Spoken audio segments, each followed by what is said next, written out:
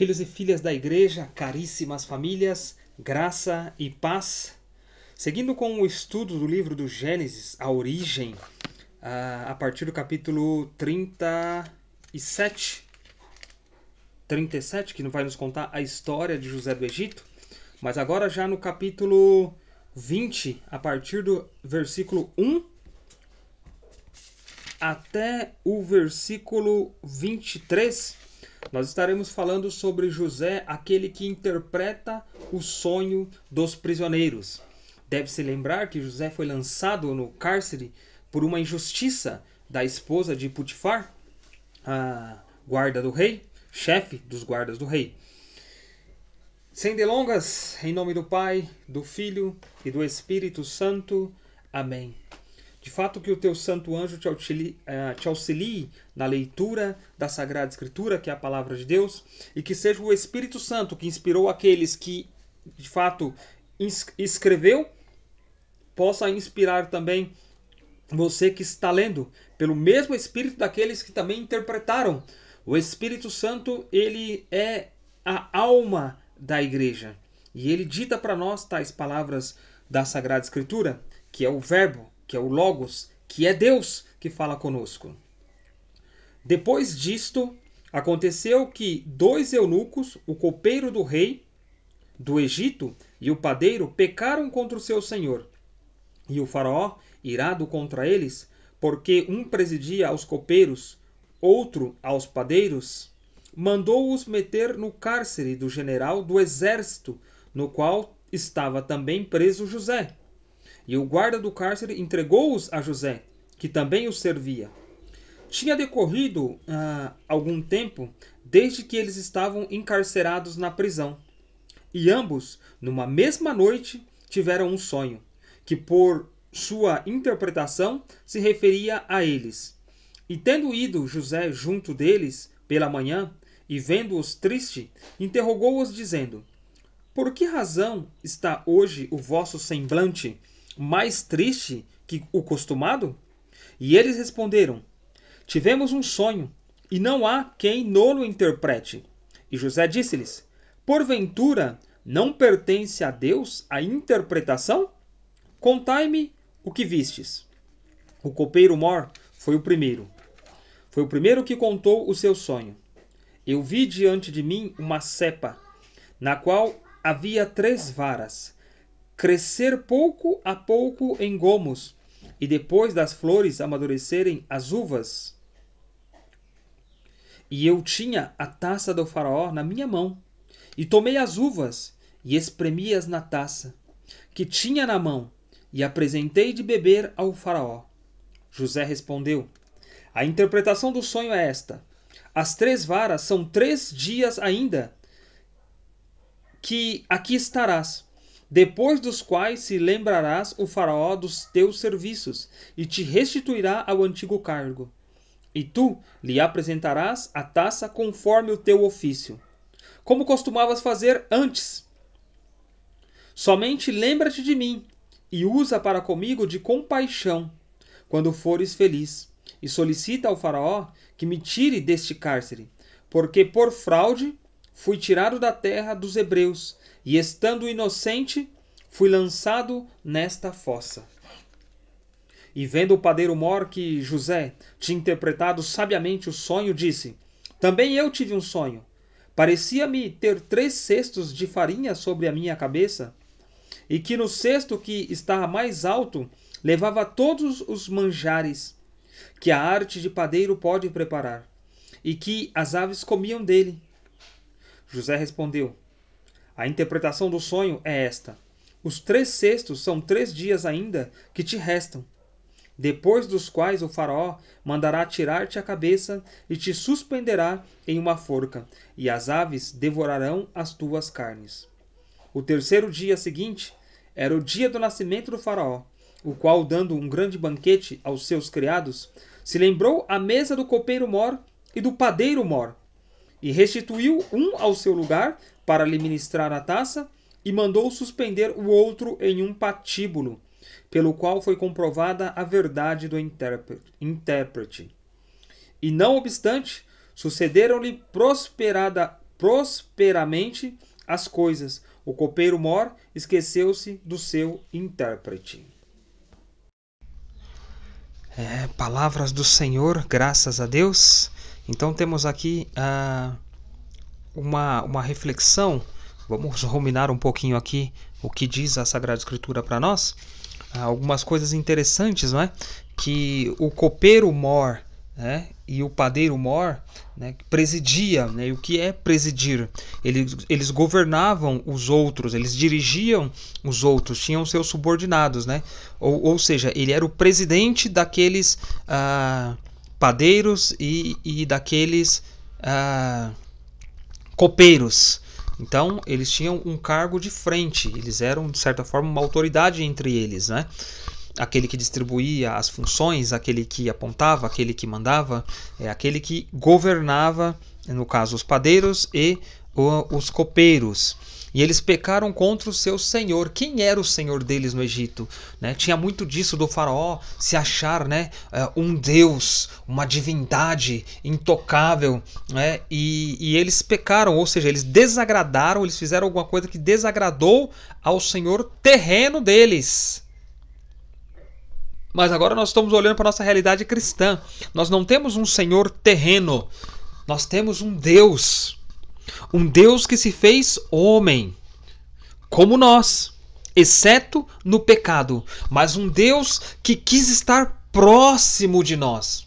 E não é um Deus que condena, mas é um Deus que só o ato dele de vir a nós, o verbo se fez carne, ele se encarna, feito homem no seio da Virgem Maria, é um Deus misericordioso, que quer experimentar da família, que quer nos ensinar a ser família, que quer nos ensinar a viver o cumprimento da lei, da sua lei, a lei de Deus, a lei de Cristo, mas também a lei da igreja, que é a sua esposa. Esse é o nosso Senhor.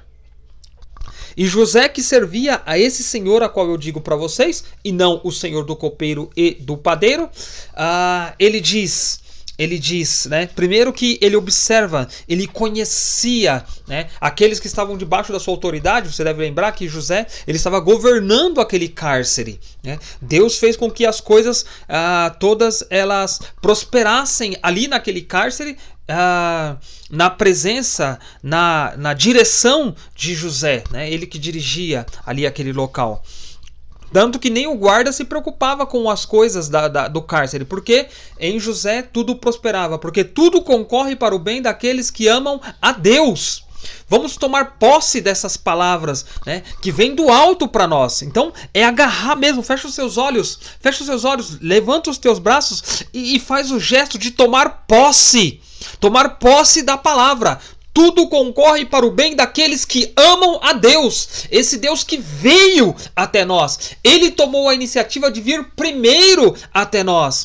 Mesmo se você pensar no Antigo Testamento, você vai ver que o Senhor vem para o jardim para se encontrar com o homem. É Ele que vem. O homem tem que responder, tem que dar passos em direção a esse Senhor que vem em seu auxílio, que vem em sua direção. É esse Senhor que José pregava, vivia, experimentava. Mas esses homens, eles não encontraram então a interpretação dos seus sonhos. E José diz, mas não é o Senhor que interpreta os sonhos? Sempre apontando para Deus. O ícone é aquele que aponta para Deus. De fato, o ícone, ele não quer roubar a glória de Deus como fazem os ídolos, né? A idolatria, o pecado contra o primeiro mandamento da lei de Deus, que é amar a Deus sobre todas as coisas, acima de todas as coisas, com todo o seu entendimento, com a sua força, enfim. É isso que faz o ícone, ele aponta para Deus. É isso que a vida dos santos, ela é para nós. Ela é uma seta, ela aponta, ela é aquele farol, né, que aponta o porto seguro.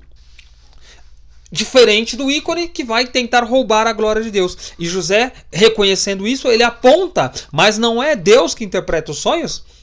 É só Deus que pode interpretar os sonhos, não o homem, né? Então ele não chama para si essa responsabilidade, mas ele entrega nas mãos de Deus e se faz instrumento de Deus. Aí, tanto o copeiro, ele fala do seu sonho e José o interpreta de forma benéfica para ele, e o padeiro também faz ele conta para José o seu sonho, ele relata o seu sonho para José e José o interpreta de forma que para o padeiro, o que restava para ele desses 3 dias viria a morte. Foi enforcado. Mas para o copeiro, não. E olha que interessante, dentro dessa realidade, né? Do que nos fala aqui a Sagrada Escritura. Aí José pede para que aquele que foi beneficiado, né, pela, entre aspas, tá? Entre aspas mesmo, a misericórdia do faraó, ele volta, né, para o faraó para cumprir ali as suas funções antigas, mas José diz para ele que ele sofre por uma fraude, onde ele foi vendido e depois foi lançado ainda no cárcere sendo inocente.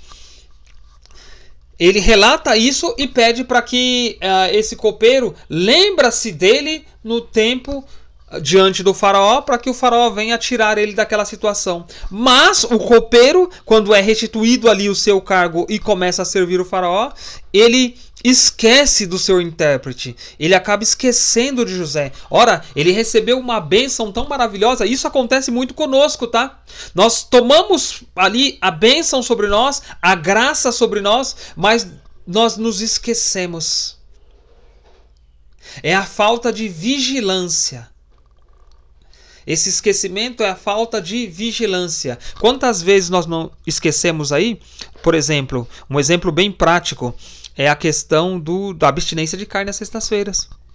Por uma falta de vigilância, de intimidade com o nosso anjo da guarda também, nós acabamos em alguns momentos nos esquecendo. E é o mandamento da lei da igreja. Se é mandamento e se eu não cumpro, eu acabo caindo em pecado mortal. Desagrado ao meu Senhor, que não é um Senhor humano, como no Egito, o faraó, mas é um Senhor divino, é uma pessoa divina. E eu acabo ofendendo a essa pessoa divina, na pessoa do nosso Deus. Amados, oremos e vigiemos, como pede o Senhor nosso Deus, para que nós não nos esqueçamos de orar um pelos outros, de orar pelos sacerdotes, de orar pelas almas do purgatório, de orar pela nossa própria conversão, pelos nossos familiares, enfim, por aqueles que nos trazem a palavra de Deus. Ore por nós também aqui do grupo Discípulos, ore por nós, por cada um de nós.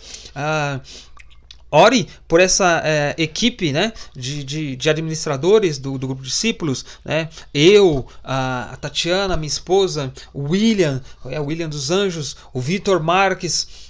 Ore também por nós. Não se esqueça das maravilhas que Deus tem apresentado para você aqui através desse grupo de evangelização. Desse grupo de evangelização. Eu quero finalizar assim. Vigia. Orai e vigiai. Orai e vigiai. Deus te abençoe. Em nome do Pai, do Filho e do Espírito Santo.